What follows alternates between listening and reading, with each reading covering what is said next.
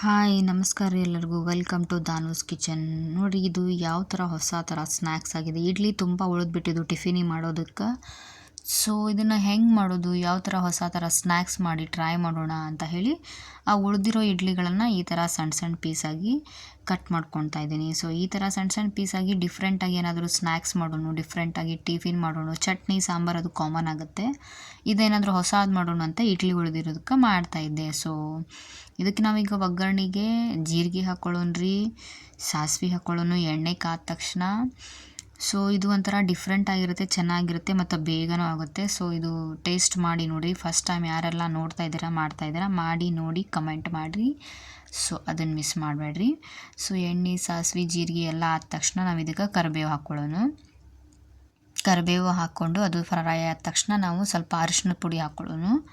So ಅರಿಶಿಣ ಪುಡಿ ಆದ ತಕ್ಷಣ ನಾವು ಇದಕ್ಕೆ ರುಚಿಗೆ ತಕ್ಕಷ್ಟು ಖಾರ ಪುಡಿ ಕೂಡ ಹಾಕ್ಕೊಳ್ಳೋಣ್ರಿ, ರೆಡ್ ಚಿಲ್ಲಿ ಪೌಡರ್.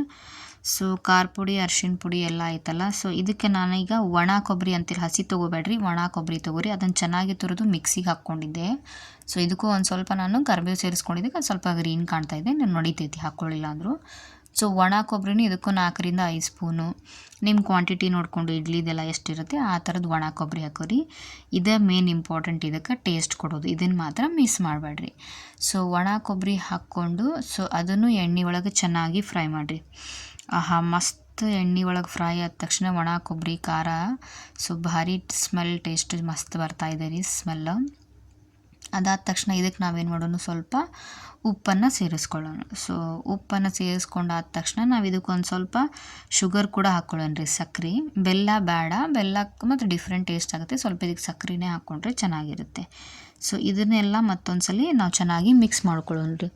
ಸೊ ಇದೆಲ್ಲ ಚೆನ್ನಾಗಿ ಮಿಕ್ಸ್ ಮಾಡ್ಕೊಂಡು ಎಣ್ಣೆ ಒಳಗೆ ಫ್ರೈ ಆದ ತಕ್ಷಣ ಈಗ ಗ್ಯಾಸ್ ಆಫ್ ಮಾಡಿಬಿಡ್ರಿ. ಗ್ಯಾಸ್ ಆಫ್ ಮಾಡಿ ನೀವೀಗ ಇದಕ್ಕೆ ಇಡ್ಲಿನ ಸೇರಿಸ್ಕೊಡ್ರಿ. ಯಾಕಂತಂದ್ರೆ ನೀವು ಗ್ಯಾಸ್ ಆನ್ ಇಟ್ಟೆಲ್ಲ ಮಾಡ್ತಾಯಿದ್ರೆ ಕೊಬ್ಬರಿ ಹಾಕಿರ್ತೀವಲ್ಲ ಅದು ಸ್ವಲ್ಪ ಹೊತ್ತದಂಗೆ ಆಗ್ಬಿಡ್ತೈತಿ ರೀ, ಜಲ್ದಿ ಹೊತ್ತೈತಿ. ಸೊ ಆಫ್ ಮಾಡಿ ಇದನ್ನೆಲ್ಲ ಚೆನ್ನಾಗಿ ಮಿಕ್ಸಿ ಮಾಡ್ಕೊರಿ.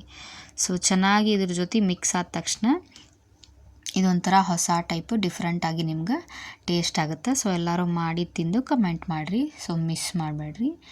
ಆಮೇಲೆ ನೋಡಿ ಈಗ ಇದನ್ನೆಲ್ಲ ಚೆನ್ನಾಗಿ ಮಿಕ್ಸ್ ಮಾಡಿಕೊಂಡು ನಾವು ಒಂದು ಪ್ಲೇಟಿಗೆ ಸರ್ವ್ ಮಾಡಿಕೊಟ್ರೆ ಎಲ್ಲರೂ ಸಿಕ್ಕಾಪಟ್ಟಿ ಇಷ್ಟ ಆಗುತ್ತೆ. ಸೊ ಇನ್ನೂ ಯಾರೆಲ್ಲ ಸಬ್ಸ್ಕ್ರೈಬ್ ಮಾಡಿಲ್ಲ, ಲೈಕ್ ಮಾಡಿಲ್ಲ, ಶೇರ್ ಮಾಡಿಲ್ಲ, ಎಲ್ಲರೂ ಮಾಡಿ ನೋಡಿ. ಏನು ಸಖತ್ತಾಗಿ ಕಾಣ್ತಾ ಇದೆಯಲ್ಲ.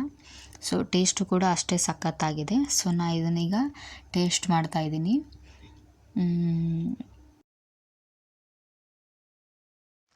ಟೇಸ್ಟ್ ಮಾಡಿದರೆ ಈ ಬಾಯಿ ಒಳಗೆಲ್ಲ ಕೊಬ್ಬರಿ ಫ್ಲೇವರ್ ಬರತೈತಿ, ಸೂಪರ್ ಆಗೈತಿ. ಸೊ 3 ವೀಡಿಯೋಸ್ಗೆ ಬೆಲ್ ಐಕಾನ್ ಮೇಲೆ ಕ್ಲಿಕ್ ಮಾಡಿರಿ. ಬಾಯ್.